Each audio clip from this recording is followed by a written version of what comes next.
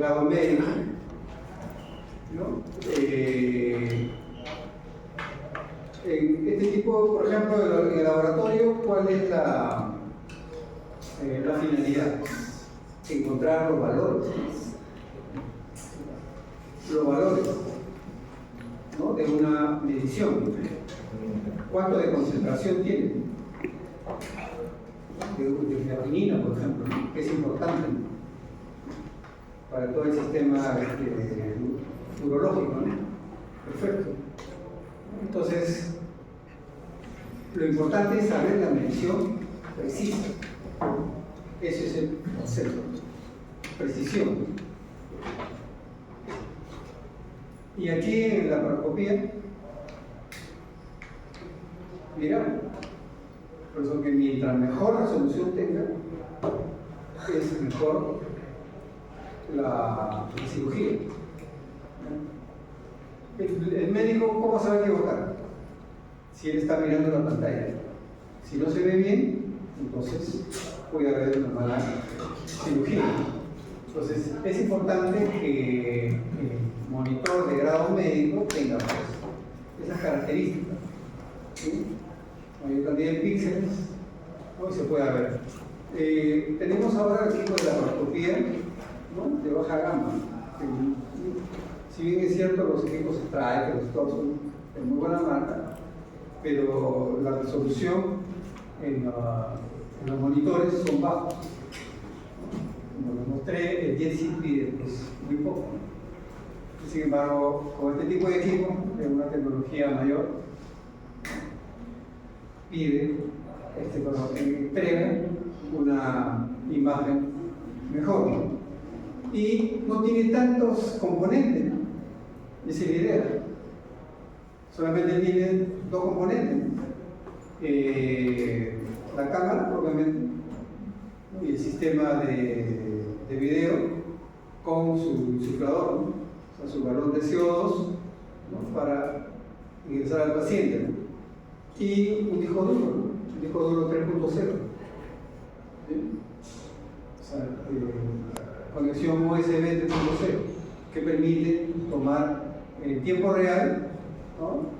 Todos los videos, o sea, la operación en sí, y también fotos al mismo tiempo, no se cuelga, bien rápido, ¿no? Eso sirve para documentar, ¿no? Para documentar la cirugía, cualquier tipo de queja, por ejemplo, ¿no? Y además, esos son los tipos de visualización actual, con 4K, Ultra HD. O sea, esa visión no se puede ver, pues, en lo que hay ahora, ¿no? Lo que es Striker o Stop, ¿no? Todavía no se ve, pero no se ve tan bien. Y, por ejemplo, ¿qué cosas puede pasar, ¿no? en lo que es las cirugías, ¿no? Abdominales? Como está cerca del intestino grueso, hay probabilidad de que haya algunas punzadas y perforar, cosa que ha pasado últimamente en el público. Un médico hace su cirugía y por ahí induce a veces una perforación. Y bueno, eso ha producido la muerte al paciente. Y no en el momento, pero después de un tiempo, ¿no? O sea, es importante que la imagen esté correcta, o sea, nítida. En esta parte es la imagen, ¿no? El médico se equivocará menos, tiene todo lo necesario.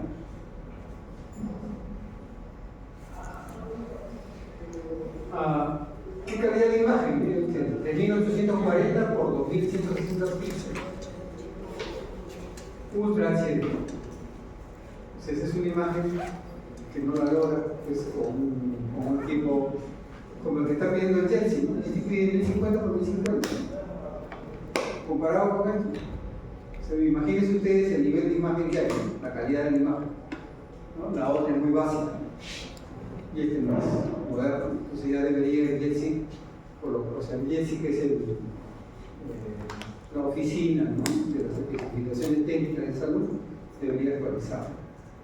O sea, se entiende que una especificación técnica para equipos médicos no debe ser un documento que es estático, es dinámico, de actualización permanente. O sea, 2 años ya debe cambiar, ¿no? Hay que actualizarlo. Ahora hay 4K, si sale 7K, 7K. O sea, esa es la mejora. Bien, entonces vean ustedes, cámara monobloque, o sea, en un solo componente está una cámara, ¿no? ¿Sí? Y todo dentro de la cámara con la fibra, ¿no? Directo para aplicar. Y tiene un control de autoenfoque, ¿no? Autoenfoque. ¿Qué significa? Una vez enfocas, tú lo alejes, lo acerques, solo se enfoca y se ve la imagen. Entonces, el médico, en los tradicionales que tiene, ¿no? Tiene el mando, tiene para estar cambiando, ¿no? Se aleja un poco, zoom, se acerca, aleja. Entonces, tiene que estar maniobrando. Sin embargo, este sistema tiene, ¿no? Hay un sistema de que autoenfoca, ¿no? O sea, no necesita el médico, o sea, el médico solamente está operando, hay nada más, solo se enfoca. Esa es la ventaja de este tipo de equipo. Por ejemplo, ¿no? Los ventiladores. Cuando están controlados, empieza a respirar algo, asiste. Hay que estar cambiando. Entonces, el ventilador está asistido, control. Y si el paciente ya rompe el sistema y está con el destete, ya se ha producido, pues tiene que venir el usuario a cambiar de modo, ¿no? A colocar el CPAP a demanda. Pero ese ventilador que es registrado tiene, ¿no? Autocontrol. ¿Qué significa eso? Programas al paciente, asistido a control, ¿no? Y si el paciente no respira, se desenlacia todo control. Si el paciente da una inspiración, asistido. Hay algo que se llama presión de soporte, ¿no? Presión de soporte, cuando el paciente demanda. Pero ya no demanda como un leve, ¿no? Sino que demanda como normal, ¿no? Una ventilación. Entonces debe tomarlo, o sea, nosotros acá no tenemos, pues, ¿a qué presión está? La presión atmosférica, ¿no? Una pequeña presión negativa se ingresa el aire, ¿no? Entonces se supone el CPAP también está el flujo ahí, ¿no? Para tomarlo, ¿no? Entonces eso sensa el ventilador. Y cuando sensa el ventilador, cambia a CPAP automáticamente. Eso se llama autocontrol. O sea que cuando se les ha presentado al médico usuario, qué bueno, ¿no? Acá, porque ya no tiene que estar mirando ahí al paciente, solo se autocontrola. Y si el paciente entra en apnea otra vez vuelve el equipo a asistido control. ¿Sí? Entonces, esas mejoras. Ese es para ventilador y acá tenemos para la paroscopía, autoenfoque. O sea, el médico no tiene que estar maniobrando. O sea, porque el médico se supone que puede tener una función inducida, ¿no? A otro órgano, no puede estar maniobrando. O subsistente, entonces no va a ser una buena cirugía. Sin embargo, con este autoenfoque ya resolvida. Las cirugías son mejores, demoran menos tiempo. Entonces, esa característica de este tipo de equipos es importante.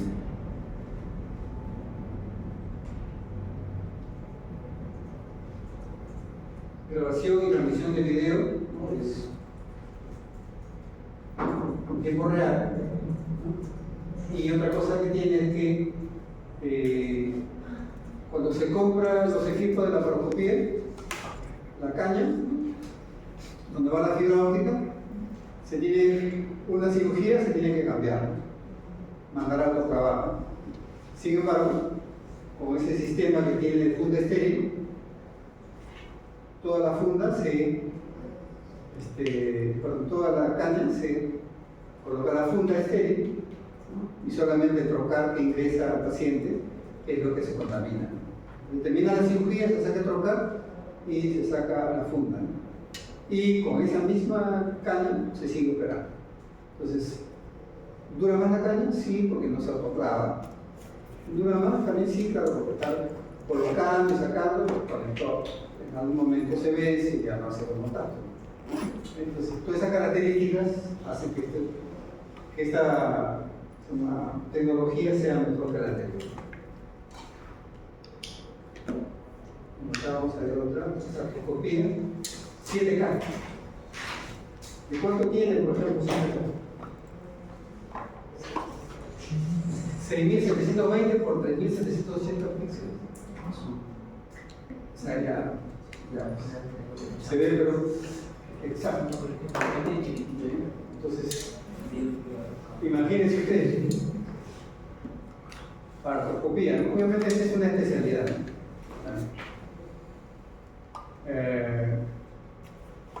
Y se demanda en algunas zonas, no en todas, ¿no? En Callao hay bastante demanda de paroscopía, ¿no? En Lima en general también, ¿no? Pero no tanto, más en Callao, ¿no? Porque está cerca, pues, fuera, los trabajadores secales, por vegan, o en las minas también, ¿no? De clasificación, ¿no? Entonces siempre tienen problemas aquí en los hombros, la rodilla, la cadera. Entonces, para eso es este tipo de equipo. ¿Sí? Entonces, miren ustedes la calidad de imagen.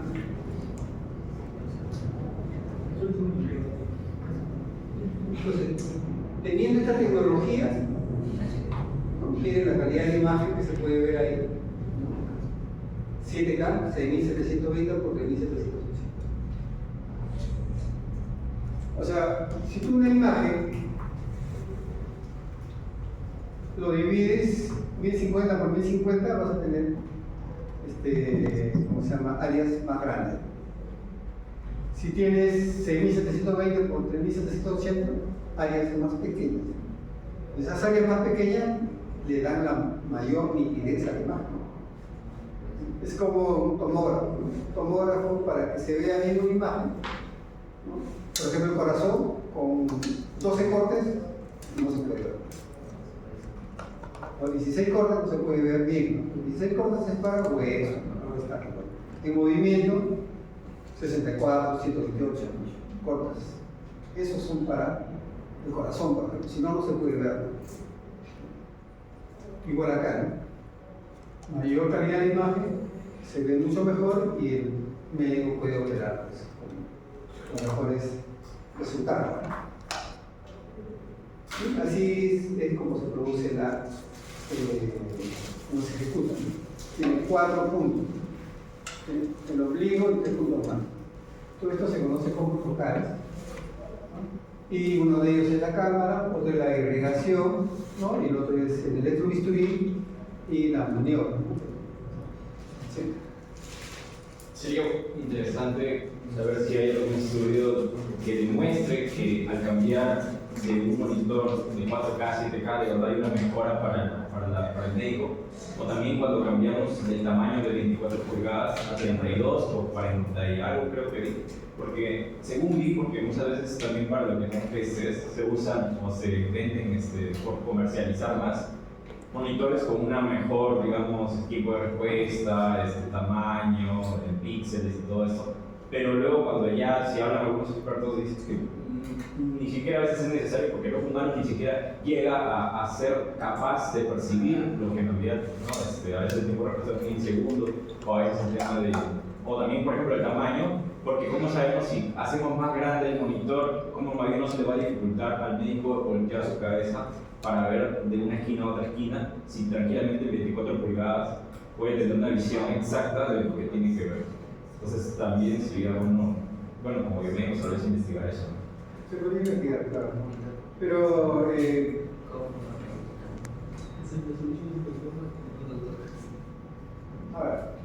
hay una especialidad que se llama Product Manager o especialista de productos.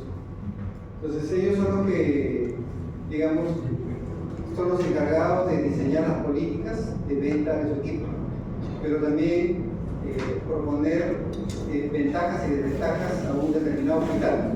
No es un vendedor simple, que es alguien que conoce el producto, ¿no? Y oferta a un hospital, ¿no? Las mejores características, ¿no? Y también los aditamento que tiene. El Product Manager de esta marca, ¿no? Ha desarrollado un sistema en el cual indica que ese tipo de píxeles, ¿no? Te da una resolución muy buena, una imagen que en los sitios donde han vendido, ¿no? Ha disminuido el tiempo de las intervenciones. Por ejemplo, vesícula, 2 horas o 3 horas, lo hacen en 45 minutos. Entonces, ¿por qué? Porque hay más sensibilidad del grano. Él ha hecho su investigación y tiene su ratio. Se demora la mitad del tiempo de otras, utilizando otro tipo de equipos. Pero también está la posibilidad de, a veces solo por vender más, algunas marcas solo desarrollan, ¿no? Y billetes, pero en realidad no es tan necesario. Tendría que estudiarse, ¿no? Puede ser, pero bueno, lo que pasa está en que el que vende productos, el product manager, que no es un vendedor, sino que es un funcionario de la marca, ¿no? Tiene que hacer sus investigaciones, no puede mentir. Dice que tiene que basarse en algún tipo de análisis que haya hecho. En todo caso, refieren. Pregunten a la clínica tal, pregunten al hospital tal, al doctor tal, para que le digan cómo ha mejorado su cosa, ¿no? Entonces, ya refieren, no está diciendo, yo he creído. Entonces, por ahí creo que va la cosa, ¿no? Obviamente, estas tecnologías nuevas, ¿no? Han sido estudiadas para salir al mercado y no están complementadas solamente con la calidad de imagen, sino también con el manejo de los enfoques, que van juntas, y hace que el producto tenga una mejor respuesta para las necesidades del médico. Pero en general es válida tu pregunta, ¿no? Se debería, si tienen la oportunidad de hacerlo, investigar y ver, sacar un artículo, ¿no? Indicando de que a veces no es necesario que tenga una pantalla grande o mucha resolución para hacer una buena cirugía. Puede ser. Por ejemplo, ¿no? ¿Cuál sería lo óptimo? Podría ser, o sea, sí, eso es. Hay que investigar y publicar un artículo y bueno, y ahí vienen todas las críticas, ¿no? Pero por ejemplo, ¿no? En un momento salió de que los manómetros en un ventilador eran mejor que sean digitales a que sean análogos. O sea, un reloj de uno digital. ¿Ok? Entonces, mejor es el digital. Porque el problema en el análogo están mirando ahí, se confunde, no es lo más preciso. Parecía que sí, pero el tiempo ha demostrado que no. Cualquiera de los dos está bien. No hay problema. ¿Por qué? Porque ahora tiene pantalla, ¿no? Tiene los gráficos, y los gráficos también se pueden ver. Entonces, un indicador de la presión, ¿no? De la vía aérea puede ser digital o puede ser analógico, y los dos funcionan. Otra pregunta era, ¿no? La turbina ya es mejor que el compresor. ¿Sí? Está bien. Como tecnología ingresó, perfecto. Pero después, ¿qué ha pasado? Maquet, que es una buena marca, sigue teniendo compresor. Porque funciona muy bien su compresor. No tiene problema. ¿No? Y el que tiene de turbina, también funciona bien de turbina. O sea, quiere decir que ninguno de los dos es mejor. Si utilizas compresor, el equipo funciona muy bien. Y si está con turbina, también funciona bien. Entonces, a veces indicar que uno es mejor que otro, a veces hay que tomarlo con pinzas, ¿no? Porque la práctica te demuestra, ¿no? De que compresor o turbina funciona muy bien, no hay ningún problema. Es igual en otro tipo de equipos. ¿Sí? Entonces, para aquí, ¿no? Para este tipo de equipos, esta tecnología que se ve es buena, ¿no? Ha revolucionado y lo han puesto en funcionamiento, ¿no? Hay buenos comentarios, los médicos están correctos, y un indicador de que menos tiempo de intervención para una vesícula que es algo ordinario.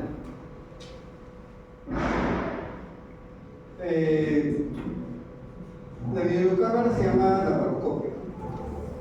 Bien, bueno, ahí le dejé. Y acá, por ejemplo, está la especificación técnica. Hay que guiarse por la especificación técnica de Jensen como una referencia. Pero esa es esa, ¿no? Esa no tiene una central. Sin embargo, el Ministerio de Salud, o en las clínicas particulares, se hacen especificaciones técnicas en el momento. Ya les he mencionado, pero el Ministerio de Salud solo legisla para Lima, ¿no? Callao, la región, hace sus especificaciones, ¿no? Y las otras regiones también hacen sus especificaciones. Entonces ahí hay un trabajo que hacer. Pero podríamos llevarnos por lo que dice el Jensen, más o menos. ¿Sí? Y verificar aquí todo lo que se considera, ¿no? Porque esto significa algo que en su trabajo van a tener que hacerlo, ¿no? En algún momento, ¿no? Los equipos se reponen. Vida útil, se termina, el ciclo de vida se acaba, hay que reponerlo. Pero no vas a reponer un igual que el anterior, ¿no? Porque se ponen mejoras. Y criterio del ingeniero, por ahí va, criterio tecnológico, ¿no? Como ustedes son biomédicos, han llevado anatomía, fisiología, bueno, ya un poco funcional, ¿no? Y el médico del usuario, un poco hay que estar lo que él pide también, o sea, hacer ahí, concordar en algunos aspectos y lanzar una especificación adecuada. Porque el médico interviene también. Nosotros vemos la tecnología y ellos intervienen en qué es lo que necesitan. ¿Sí? Entonces por ahí hay algunas consideraciones básicas. ¿No? ¿Y cómo se hace esto? ¿No? Se pide a ¿cómo se llama? Olympus, el representante de Olympus, el representante de Stokes, el representante de Stryker, ¿no? Y de otras marcas que hay, y se trata de hacer algo que todos ellos cumplan, ¿no? Pero hay alguno que no cumple y el médico quiere algo que ese equipo no, pues piña, no cumple. Pero en general casi la mayoría de equipos son estándares, una u otra cosita nada más. Por ejemplo,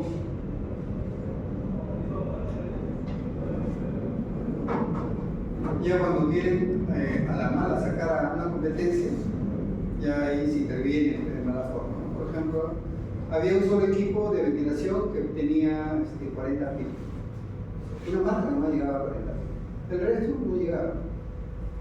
O sea, 20 pies, casi todo. Uno no llegaba a 40. Pero a 30 creo que también había. Pero preguntándole al médico, pero usted cuando selecciona 40 pies, ¿hay algún caso? No hay. ¿Cuánto?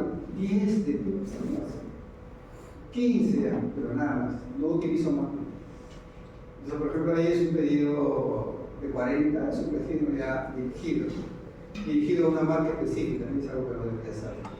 Toda la tecnología que tiene, o sea, no lo puedes sacar a un producto porque no llega a 40 de pico cuando nunca se usa 40. Pero también hay que ver ese tema. Entonces, hay que concordar en que la mayoría de tecnologías tengan todas las características. Bueno, aquí, ¿qué más pide? Sistema óptico digital controlable desde la botonera del cabezal. O sea, desde el trozo. Por ahí, acá, resolución mínima, dice, de pantalla, 1920 por 1900 píxeles. De todas maneras, no hay una buena resolución. La imagen lo transmite. De todas maneras, una mejor resolución te va a dar una mejor imagen y el médico lo va a apreciar.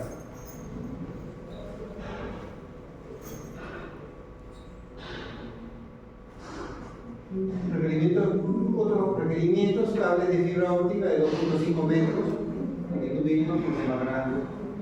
Normalmente está acostado, ¿no? Están haciendo la.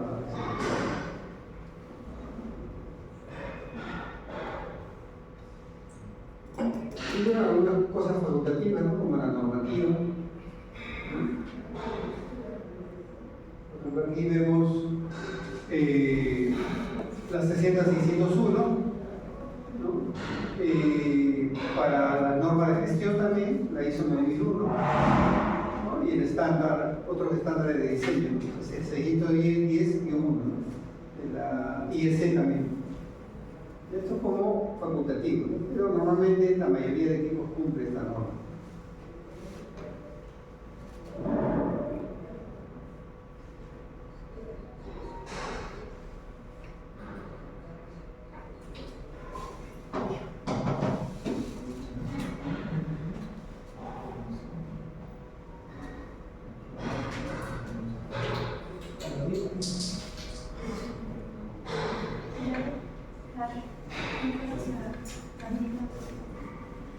Vamos a hacer un repaso acá de lo que se ha visto hasta ahora en el laboratorio.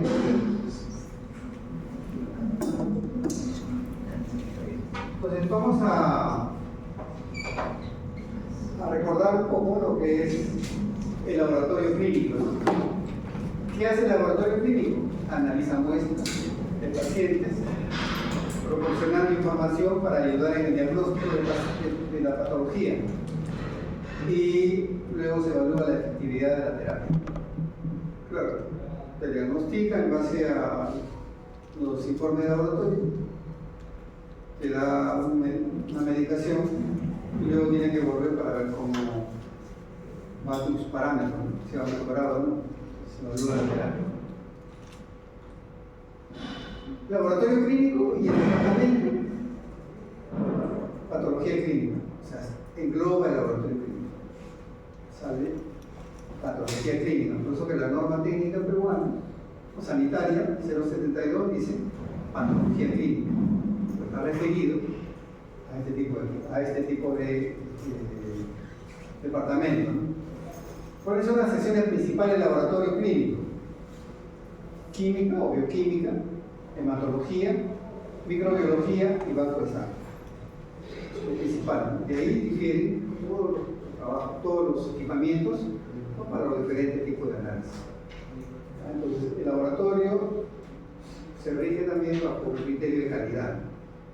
Entonces, los equipos que están dentro de un laboratorio deberían estar calibrados.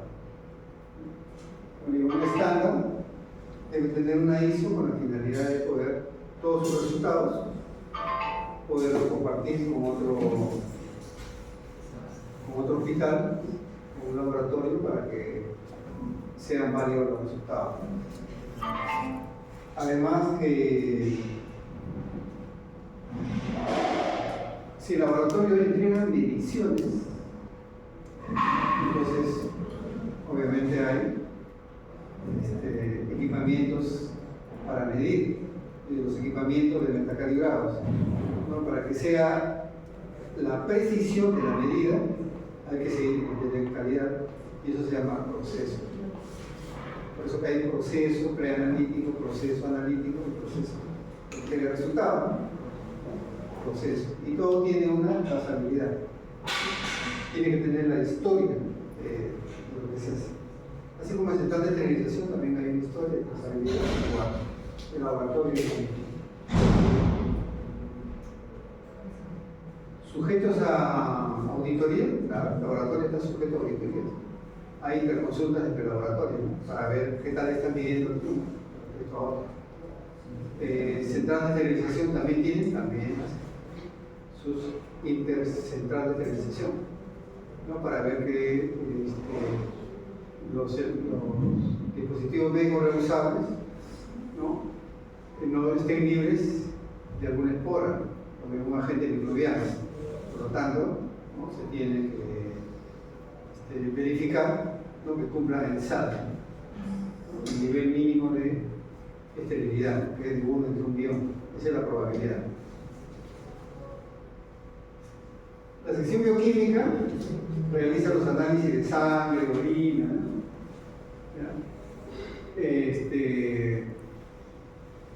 Otros líquidos también, ¿no? Líquido LCR, para determinar la cantidad de diversos líquidos, ¿no? Clínicamente sustancias importantes que contenga una muestra. La hematología realiza determinaciones de los números y características de los elementos que se cultivan en una muestra. Glóbulos rojos, blancos y plaquetas, ¿no? Otras pruebas fisiológicas, ¿no? Como la coagulación, que es importante. La microbiología, estudios sobre tejidos, fluidos corporales, ¿no? Para determinar si hay microorganismos patológicos presentes. Todo es una muestra. La sangre es la principal muestra, pero también hay esputo, hay heces, orina, también.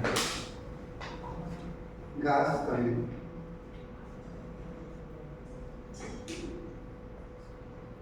Y todos los equipos clínicos, de laboratorio clínico, equipo de analizador de hematología, cromatógrafo, todos son espectrofotómetros, solo que unas características. ¿Y qué es lo que tienen? Tienen longitudes de onda específicas. Todos no trabajan en el rango visible. Algunos trabajan en el infrarrojo y otros trabajan en ultravioleta. ¿Cierto? Entonces tenemos ahí diferentes tipos de espectrofotómetros. Depende de luz. Depende de luz. Entonces, el espectrofotómetro, la espectrofotometría es la base de muchos, dicen, ¿no? Pero debe ser de casi todo. ¿Por qué? Porque son fáciles de medir. O sea, una óptica, ¿no? Satisface la exactitud y la precisión. Cuando hablamos de calidad, ¿qué decimos? ¿No? Metrología, ¿no? Ok. Precisión y exactitud. Entonces está en el valor verdadero, ¿no? Si no es preciso ni exacto, es una medida no confiable. Entonces, ¿qué es confiable? Que sea exacto y preciso. Significa de que el valor, o sea, tiene poco error, poca incertidumbre. Finalmente, estos equipos dan esa facilidad, ¿no? Entonces, la idoneidad, la técnica de espectrofotometría, ¿no? Son utilizados también en los equipos automatizados. Son espectrofotómetros, solo que en lugar de que manualmente se hagan los trabajos, o pipetear, o pasar, cambiar de cubeta, se hace de forma automática. Cuando las poblaciones son grandes, con mucha más razón, ¿no? Pero también la otra razón es de que elimina en gran medida el uso humano. O sea, el tecnólogo tiene poca intervención, por lo tanto los errores disminuyen. Entonces, en la espectrofotometría se satisface lo que es exactitud y precisión, significa poco error, buena medida.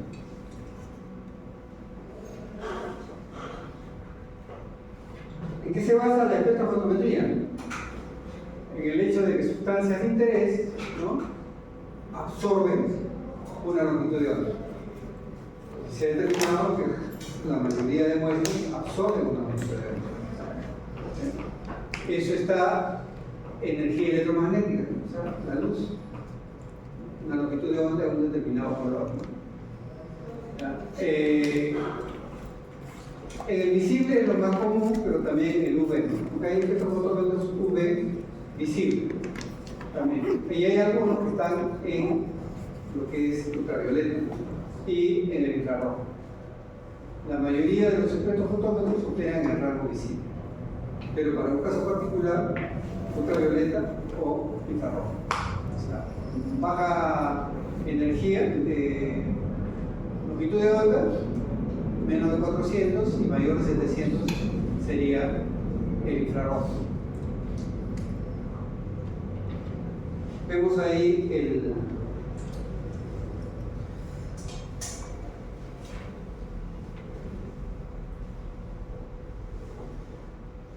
la especificación.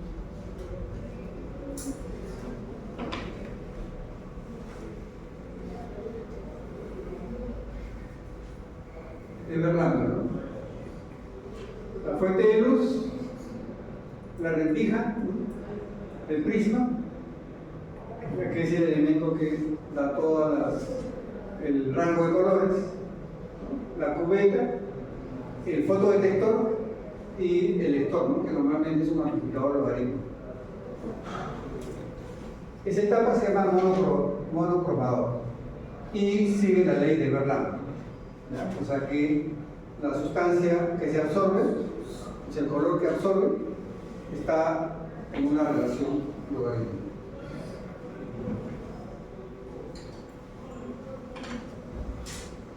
¿Cuál es el principio básico? Se analiza un color a la vez, o sea, una porción del espectro electromagnético.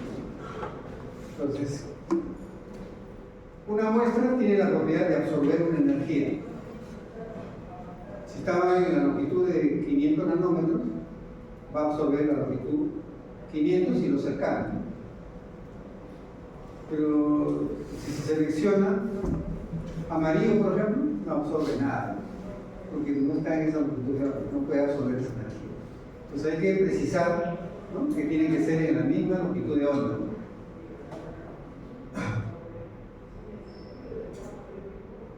Si no presentan unas características, ¿no?, la muestra se le coloca un reactivo.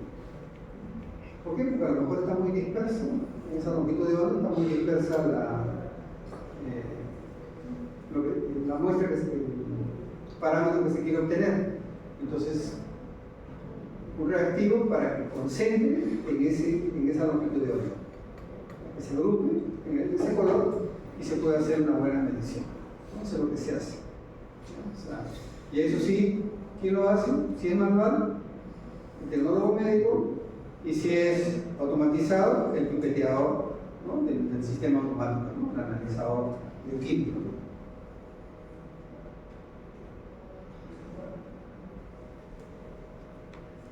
Se añade el reactivo, ¿no?, y provoca que se produzca la reacción. Hay reacciones.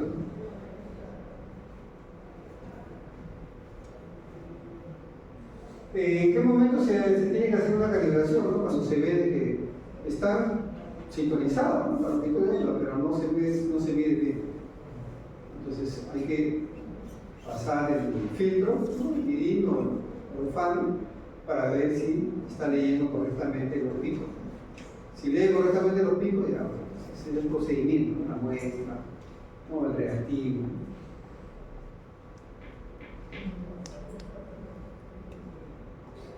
¿Cuáles son las fuentes de energía? Hay lámparas, ¿no?, de hidrógeno, deuterio o también halogenadas, ¿no? Tenemos ahí dos tipos de lámparas, y la halogenada depende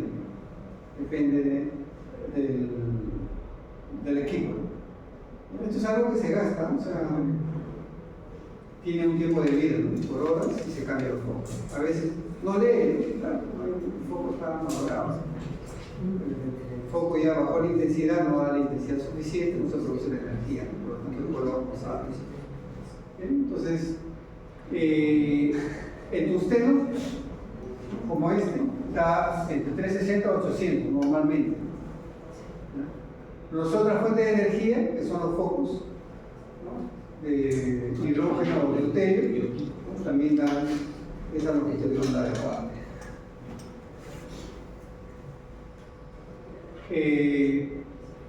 Ahora, normalmente el 90% está en el infrarrojo, ¿no?, solamente el 10% está en el visible, ¿no? Entonces el 10% es lo que se utiliza. Entonces hay que producir, hay que darle la mayor cantidad, ¿no?, de características, ¿no? Y otra cosa, por ejemplo, hay que ver con lo que es la ubicación. Tiene una posición, ¿no?, que es la máxima eficiencia para que dé la mayor cantidad de energía, ¿no?, y se produzca la difracción y haya colores. Y por ejemplo, algo que pasa, ¿no?, o sea, se valora el foco, ¿no?, pero lo ajustan bien, ¿no?, y al final de cuentas lo que hacen es desviar un poco el foco. Entonces lo prende el tecnólogo, no funciona, no se ve bien. Si hemos cambiado el foco, pues al revisar, a ver, está mal colocado.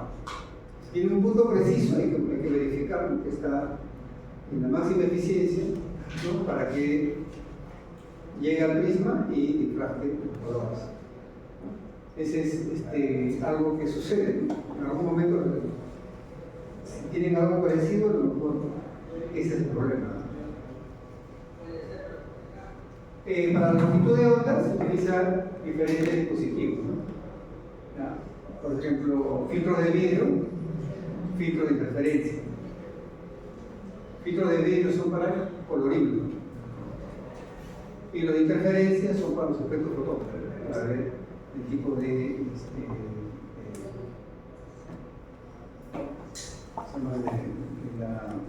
la energía de color, ¿no? Los filtros de vidrio, de todas maneras, ese filtro absorbe alguna energía, igual la cubeta también absorbe. Absorber energía significa absorber el color. ¿Sí? Un color azul absorbe en el rango visible, la región roja, ¿no? Puede absorber. Si coloco una cubeta de color azul, te va a absorber el rojo. En ese caso hay que tener cuidado, ¿no? Y también la región azul-verde, ¿no? También depende de qué intensidad, de qué lado esté, ¿no? En la energía más baja o la más alta. Entonces, ¿qué tiene? La cubeta no tiene una sola capa, tiene varias capas, para que se diseñe como un filtro más abajo, ¿no? Eso quiere decir que elimine, ¿no? El espectro de color que no está centrado. Por ejemplo, 550 un poco más arriba o un poco más abajo serían los armónicos, ¿no? Telecomunicaciones, los armónicos. Ok, esos, y como filtro más abajo significa eliminar sus armónicos, no solamente centra esa longitud de onda. ¿Sí? Por ejemplo, tomas un electrocardiograma y colocas los electrodos fríos, y el paciente como que tirita un poco, ¿no? Por el frío. Eso produce una interferencia, una señal de baja frecuencia. Pero eso se coloca un condensador en la entrada del amplificador de instrumentación. Con el RC, sería RC arriba, la resistencia arriba, y el condensador a tierra, ¿no? Es un filtro más abajo. Entonces, ¿para qué? Elimina esos temblores, ¿no? En ese caso, ¿no? Porque ¿qué pasaría? La EKG aparecería ahí con algunas interferencias. Para ese caso, pasa abajo, ¿no? Y aquí, claro, si no está el color centrado, van a aparecer colores que no son de 550, sino más arriba, más abajo. ¿Sí? Entonces este filtro, ¿qué es lo que hace? Elimina esos armónicos y concentra solamente la longitud de onda seleccionada.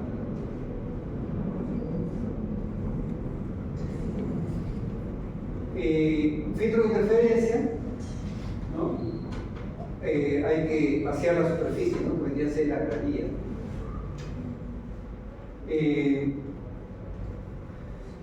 Esa distancia se selecciona de modo tal que la luz en la banda de longitud de onda tiende a estar en fase.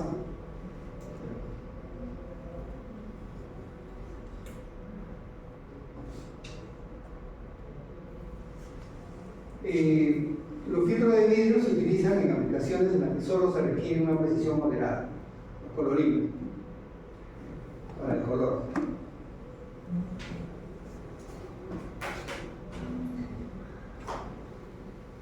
Los prismas para el espectro luminoso pueden ser de vidrio o de cuarzo, ¿no? De cuarzo para longitudes de onda inferiores a 350, ¿no?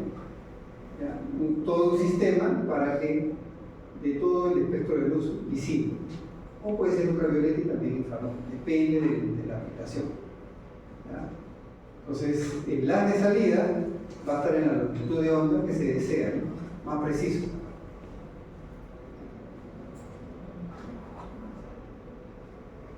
¿Sí?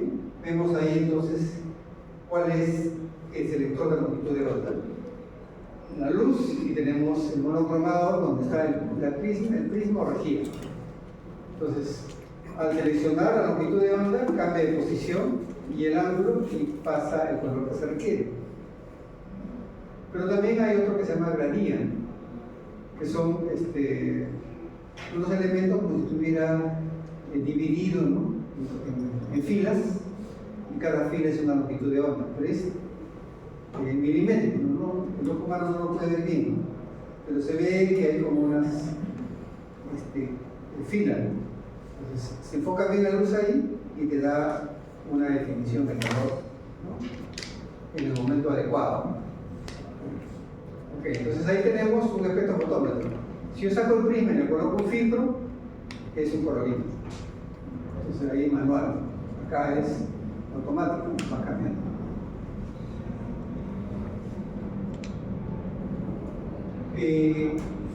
Tenemos el fotodetector, ¿no? Saliendo a la salida de la luz, en este caso de la longitud de onda, y acá hay un amplificador logarítmico, un fotodetector acá, para verla, para convertirlo la absorbancia a concentración. La cubeta es la que contiene la sustancia, ¿no?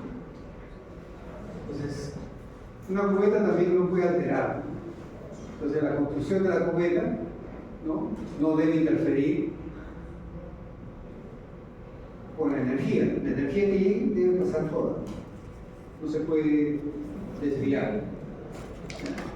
El grado de cuidado y gasto involucrado en estas cubetas es para la precisión de la medida. Si es una cubeta que no es correcta, lo que va a hacer es absorber la cubeta misma y va a introducir un error. Entonces, en lugar de tener una lectura de la medida de la absorbancia propia de la muestra, ¿no? También hay una pérdida, ¿no? Entonces no va a ser una medida confiable. Entonces la cubeta también es algo esencial para todo tipo de medidas. Tu analizador bioquímico de todos los parámetros, todos tienen cubetas. Y los otros analizadores también. Depende de la misma. Ustedes ven, ¿no? Un equipo de laboratorio, todos tienen cubetas. La muestra, ¿no?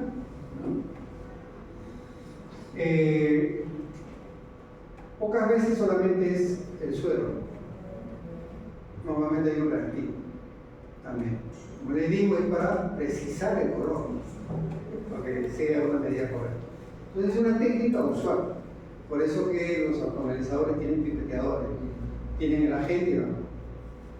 ¿Y es uno para todos? No. Hay diferentes, ¿no? Para cada muestra. Entonces van cambiando. Entonces no hay un solo reactivo, ¿no? Sino puede haber varios para diferentes longitudes de onda.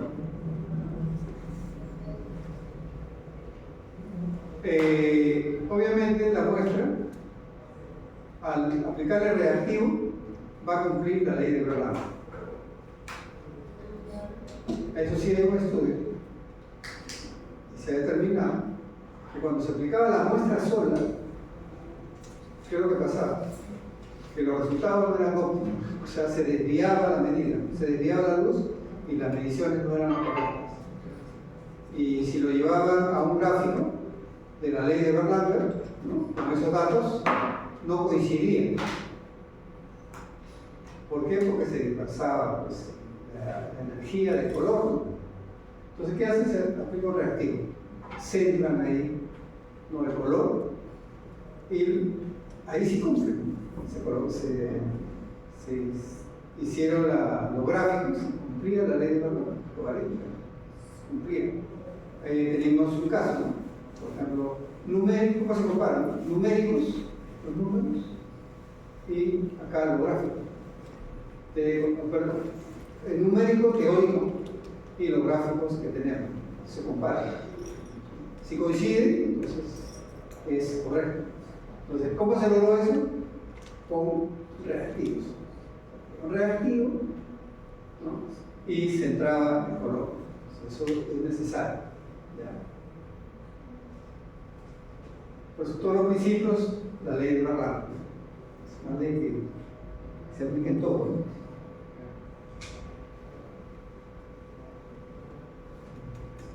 Bueno, ahí tenemos la relación entre las dos intensidades, tramitancia, ¿no? Y tenemos la absorbancia o densidad óptica es menos logaritmo de t.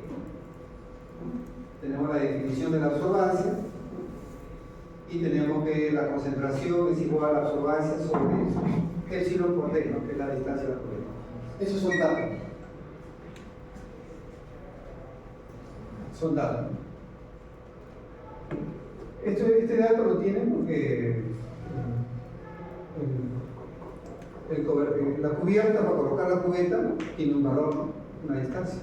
Ese dato ya lo tienen en el espectrofotómetro, ¿no? Y este coeficiente también es un dato. Entonces todo depende de la absorbancia.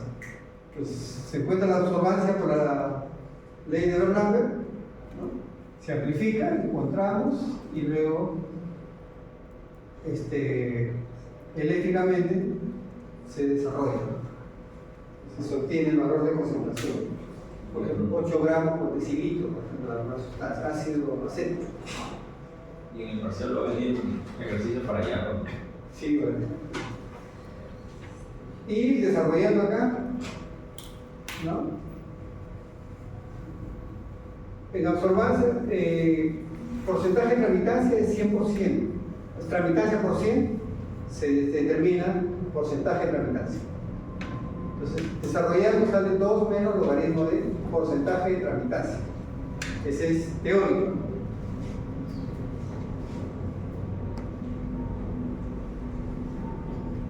Por ejemplo, tenemos Cu sobre Cs igual a U sobre S. ¿Qué dice ahí? Cu es la incógnita. Concentración incógnita, absorbancia incógnita. Concentración dato y absorbancia dato. ¿Qué dice ahí? Una disolución de 15 milimol de un colorante tiene una absorbancia de 0.6. ¿Cuál es la concentración de una muestra del mismo colorante, cuya absorbancia es 0.4? ¿Cuál es la incógnita? Cu. El resto es dato. 0.6, pasando acá, CS para arriba y acá, tenemos 0.6 sobre 15 igual a 0.4 sobre C, que es la incógnita. Multiplicando, ¿no? Tenemos que la concentración es 10 milimol.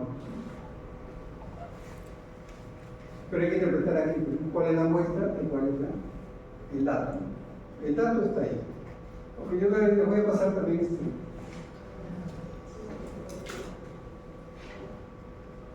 Otro ejemplo. Un fotómetro de filtro para determinar el total de la concentración de proteína sérica, gramos por decilitro. Un tecnólogo corre, o sea, el léxico es correr, realmente medir, corre. Un estándar con una concentración de proteína total conocida de 8 gramos por decilitro. Concentración conocida, CS. Y obtiene lectura de tramitancia de 20%. Procesa la muestra del paciente y obtiene una lectura de porcentaje de tramitancia del 30%. Asume que el funcionamiento del instrumento satisface la ley de Bernoulli. Calcula el valor de la muestra del paciente, ¿no? Y qué valor se debe obtener. Con esos datos que tenemos. AS, ¿no? Absorbancia. Dato. 2 menos logaritmo del porcentaje de tramitancia. ¿Cuánto era el porcentaje de la dato? 20%. 2 menos logaritmo de 20. Logaritmo de 20, 1.3, 0.70. Esa es la absorbancia dato. La absorbancia de la muestra, 2 menos logaritmo de 30, sería 2 menos 1.40, 0.52. Entonces la concentración incógnita es 8 gramos sobre decilitro, sobre decilitro. Reproduciendo la concentración de dato, 8 gramos sobre decilitro. O sea, aplicando la ecuación, sería 8 por 0.5 sobre 0.70. Sería 5.9 gramos por decilitro. Este sería el resultado. 5.9 gramos por decilitro de esa muestra. Entonces se aplica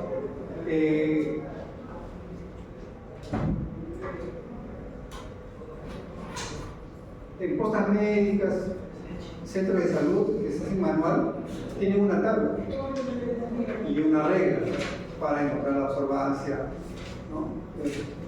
Para encontrar la concentración basada en la absorbancia. Toda una regla. Pero acá se hace de forma numérica.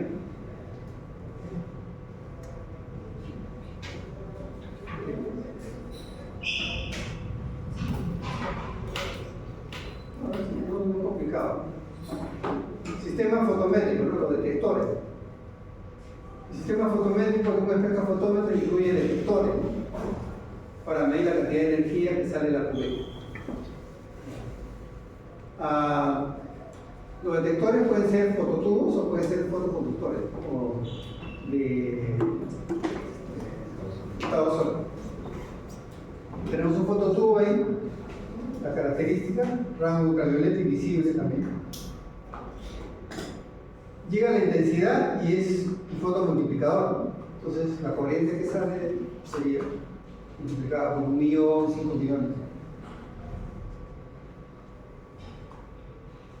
Sí les he mencionado que para poder encontrar un valor, ¿no?, de un procesamiento, ¿no?, de señales, tiene que llegar a un valor de 1 voltio.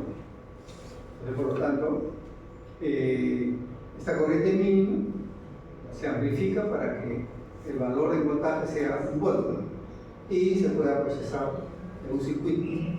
Valores menores es más difícil. Entonces acá lo que se trata de obtener es amplificar para que un convertidor corriente-voltaje, ¿no?, para amplificar el voltaje hasta 1 voltio. Y ese sería el dato que se tiene.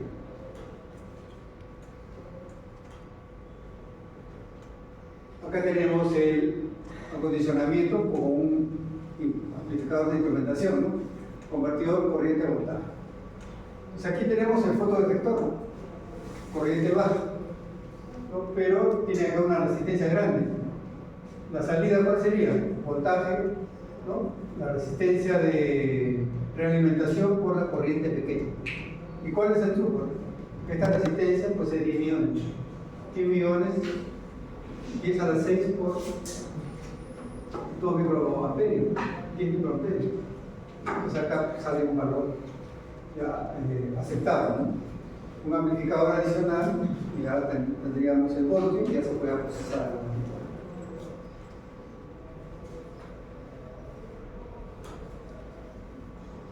Bien, y este es un repaso de lo que se ha hecho, un poco más utilizado.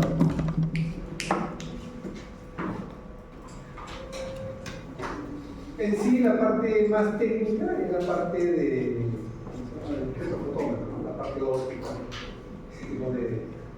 y la parte de monocromador, que es la fuente de luz. Hay más cosas, ¿no?, pero bueno, eso será posteriormente. Y la parte, digamos, para cálculo, es la ley de Orlando, en lo que se puede calcular las absorbancias con diferentes tipos de preguntas. Y en general se utilizan las ecuaciones de la ley de Lambda, ¿no?, desarrolladas.